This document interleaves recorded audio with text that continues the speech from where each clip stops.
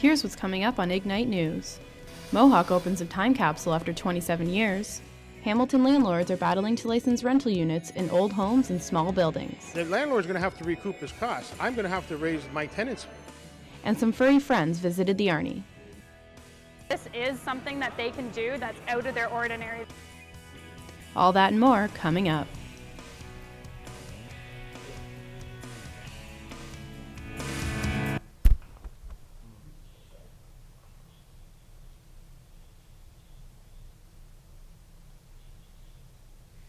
Good morning and welcome to Ignite News for Tuesday, January 29th. I'm Ken Fox. And I'm Catherine Kempt. Here's what's making news.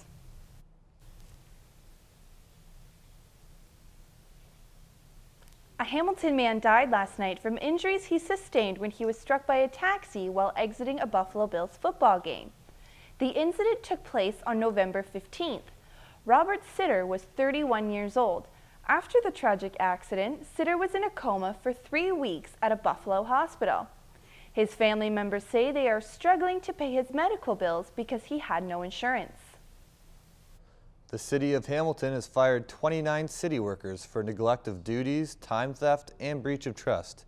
Investigations began last October when concerns were raised about slow asphalt repair in the city. Workers were found to be taking incredibly long breaks, sometimes working only a half hour in a day. City Manager Chris Murray said the investigation is continuing, with the next phase taking a close look at supervisors. The City of Hamilton is currently looking into possible charges against the workers. The City of Hamilton is taking its first steps into fixing the Our Voice, Our Hamilton campaign. Ignite News reporter Charlie Chase has the story. HR bus is something you would see most days in Hamilton, but for an Ottawa-based PR firm, the acronym HSR caused some confusion. Dialogue Partners was hired by the city in 2012 to create the Our Voice, Our Hamilton campaign, an online engagement tool. But when a Twitter user mentioned the Hamilton Street Railway, Dialogue responded with, "What is HSR?"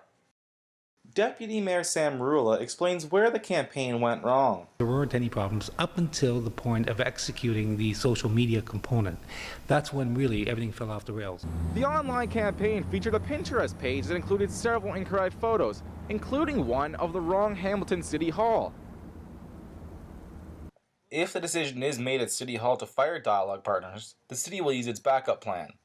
Well, if we were to pursue that avenue, it would come in-house and we would have to go out and reach out to our local experts and try to mitigate some of the costs as well as salvage some of the potential future costs. Mohawk College students had a negative reaction to the debacle. I don't know, it's pretty dumb that they don't know, who they're working for or what they're doing. I think they're idiots. Well, they don't know what the HSR is, so... They should try to find somebody that knows the community better. I don't think they have enough research. They should have research on our city because it makes us look bad.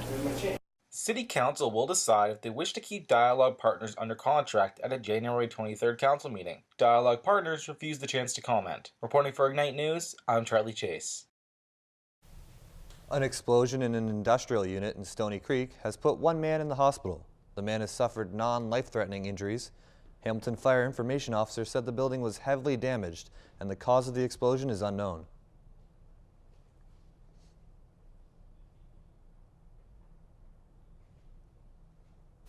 After 26 years sealed away, Mohawk College opened its time capsule. Ignite News reporter Scott Summerhays has the story.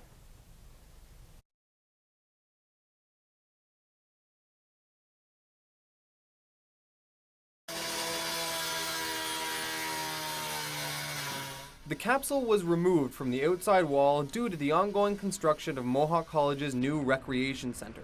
But the box itself, welded shut in 1986, was not supposed to be opened for another 23 years. Karen Simpson was the president of the Student Representatives Council, now the Mohawk Student Association, from 1985 to 1986, and was disappointed they opened the capsule 23 years early. More so when I went through my own photo album and saw that I had an invitation for 2036, but I wasn't going to miss watching it be opened. But I would have preferred that it stay closed and another box got added to it, in all honesty. Simpson and the current MSA president, Andy Hall, opened the box together for the first viewing. Inside, they found things like newspapers, yearbooks, buttons, posters, and a letter from Karen to the future student representatives detailing expectations of what they thought the future would look like. I imagine everyone is driving around in sky cars and living on vitamins that provide 100% of your nutrients. As well as what some of the students' concerns were in 1985. Overcrowding, computer space and access hours, large student loan debts upon graduation, and credit transfers into universities. Wow. Nothing has changed. I'm definitely going to write a letter for myself to the future as well, and kind of do a bit of a look back on history. I mean, I'm a huge history buff, so I'm going to kind of look back on the progression between the SRC back then as it was to the MSA now. Richard Anderson, executive director of the MSA, says that what they decide to contribute to the new capsule will likely be similar to what they found inside. Certainly I want the students to put in what's important to them, so Andy had a chance to kind of reflect on what he saw today, but we'll have fun with that. I think we have a little time to come up with some new things. Reporting for Ignite News, I'm Scott Summerhays. Kathleen Wynne is making more than one minister shake in their seat. Wynne, who succeeds Dalton McGuinty as party leader, is expected to bring in some new blood. An insider close to the new premier told the Star that it will be a very different cabinet. Wynne is not expected to be sworn in before the end of the week as Ontario's 25th premier and the first woman in that post. She is also Ontario's first openly gay premier. We asked Mohawk students what they think about having its first female and openly gay premier.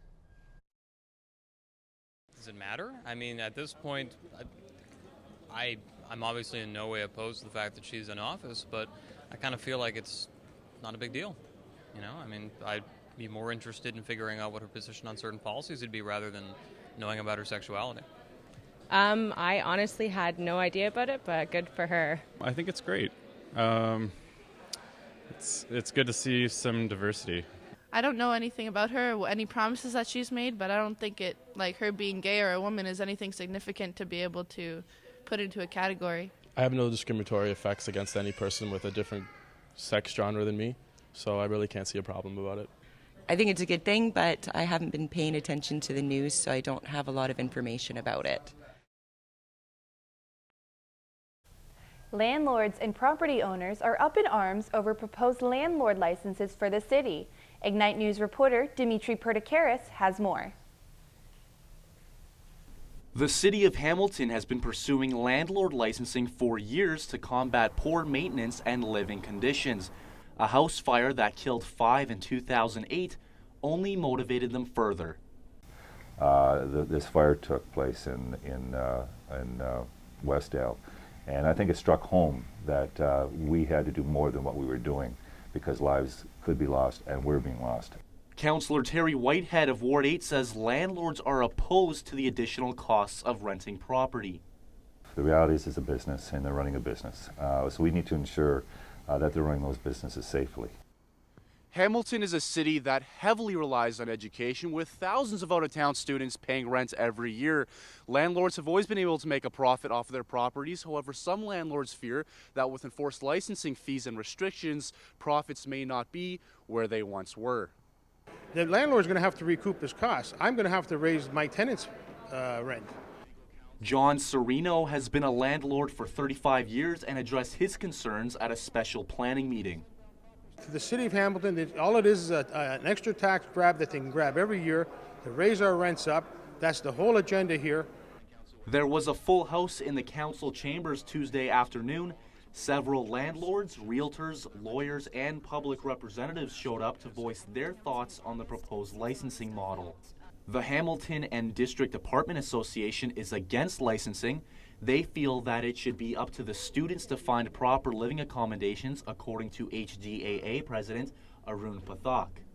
And really the students have to figure out a solution for that. If they shouldn't be taking that sort of accommodation, and the students should be able to find better housing. I'm sure they're very capable and they can find the housing. However, McMaster University analyst Kenneth Moyle says proper accommodations are becoming difficult for students to come across. Right now, many student landlords simply don't. They just collect the rents after chopping the house to fit as many students as possible, and they don't really care what happens to the house. There are 3 major post-secondary institutions in Hamilton, and the city's decision will without a doubt have an effect on students' living conditions. For Ignite News, I'm Dimitri Perdicaris. Funerals continue for the victims of a nightclub fire in Brazil. Over 200 people perished early Sunday morning at Kiss nightclub. Officials say the band's pyrotechnics started the fire. Brazilian police are currently questioning the nightclub owner and members of the band. The disaster raises serious safety concerns for the upcoming World Cup and 2016 Olympics in Brazil. Now let's take a look at what's coming up in weather, entertainment, and sports. There will be rain with some warm weather this week to above 10 degrees, but it won't last as it will drop to -10 on Thursday. All this and more coming up in weather. Marilyn Manson announces his North American tour, Argo sweeps the Screen Actors Guild Award, and some troubling news for Star Wars fans. All this and more coming up in entertainment. James Neal shines for the Pittsburgh Penguins, the Edmonton Oilers take advantage of the one-man advantage, and the LA Kings slip by with just minutes to spare. All this today on Sports. And here's a look at today's top stories. The City of Hamilton has fired 29 city workers for neglect of duties, time theft, and breach of trust. City of Hamilton takes steps to clean up Our Voice, Our Hamilton campaign. An explosion in an industrial unit in Stony Creek has put one man in the hospital. After 26 years sealed away, Mohawk College opened its time capsule. Wynn succeeds Dalton McGuinty as Ontario's premier, and a fire breaks out at a nightclub in Brazil.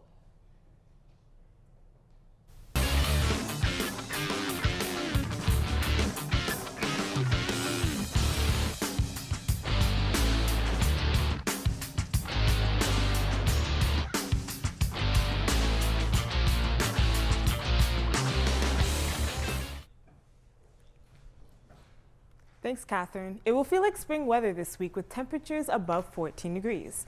Today, it is 8 degrees with rain and clouds. In Niagara and London, it is currently 11 with mainly cloudy periods. And moving into the Golden Horseshoe, we will see some flurries in Toronto with a high of 5. At home in Hamilton, there is currently some drizzle with some clouds and 8 degrees. In the next 24 hours, we are holding at 8 degrees, and it will rise to 11 overnight. Tomorrow morning, we will still see some rain with a high of 14 degrees. Taking a look at the next 5-day forecast, on Thursday, it will remain partially cloudy and flurries with a high of -4 and a low of -5. We will be seeing sun on Friday with a high of -6 and a low of -8. On Saturday, it will be sunny all day with a high of -8 and a low of -11. On Sunday, it will be a bit warmer, but not much. Our high will be a -4 and a low of -6 with some flurries. And finally on Monday, there will be flurries with the temperature of -5 and a low of -9. And that's all for your weather. Let's check in with Adam for your entertainment update.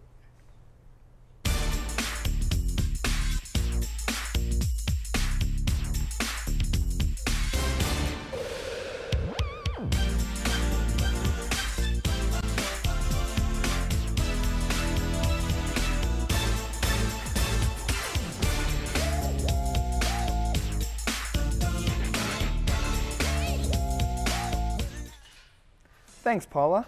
Marilyn Manson is dropping by the Hamilton Place on January 30th as part of his 2013 North American tour. He was recently nominated for Best Hard Rock Metal Song for his track No Reflection off the latest album Born Villain. Manson is well known for his elaborate presence both on camera and on stage. He was recently nominated for the Best Metal Rock Song off his track No Reflection off his latest album Born Villain. Argo continues to come on top of the award season after winning Best Overall Cast Performance during Sunday night's Screen Actors Guild Award. This is the third victory for Argo after the film won Producer of the Year at the Producers Guild of America Award. Argo also won an award for Best Drama and Director at the Golden Globes 2 weeks ago.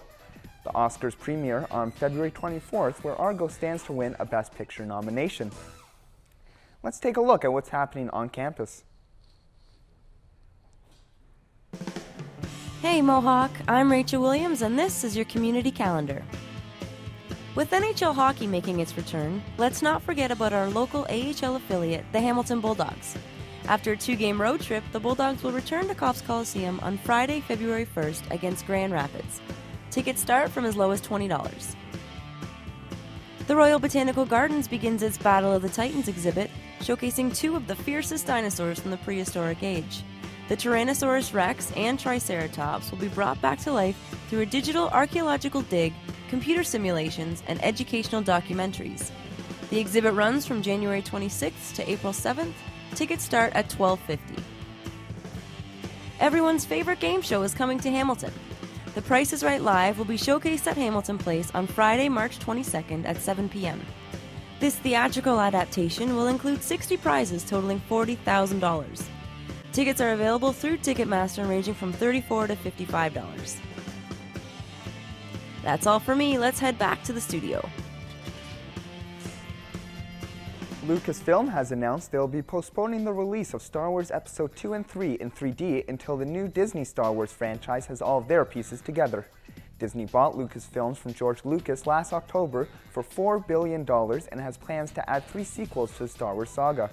Star Wars Episode 7 is set to release in 2015. That's all for entertainment. Time to pass it over to Mickey with sports.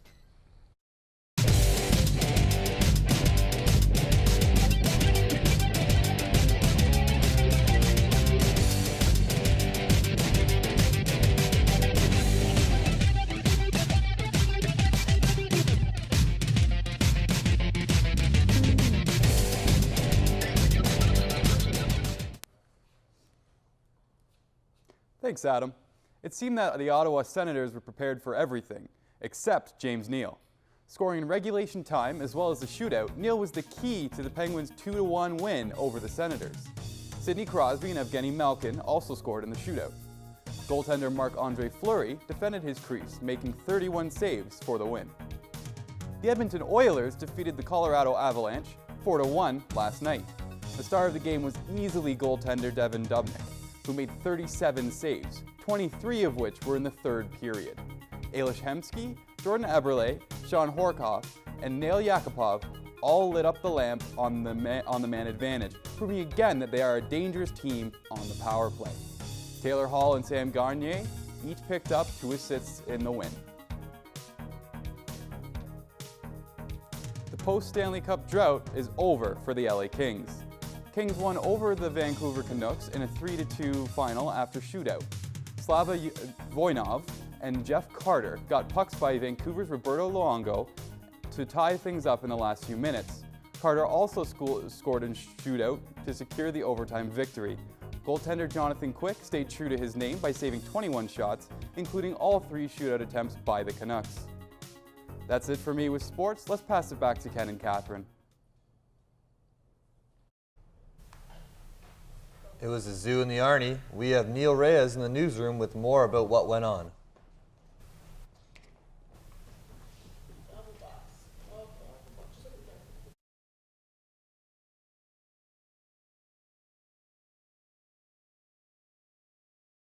During Common Hour here at Mohawk, students got a visit from animals like kangaroos and owls.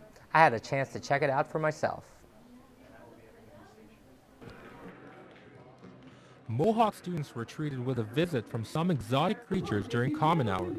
Representatives from Jungle Cat World, a zoo from Orinor, Ontario, showed off some of their wild residents. Some students, like Nick Martin, were lucky enough to get up close and personal with the animals. Great display. I've seen them before at the Burlington Music Fest, and I really love the animals. It's really good to have the awareness for people too.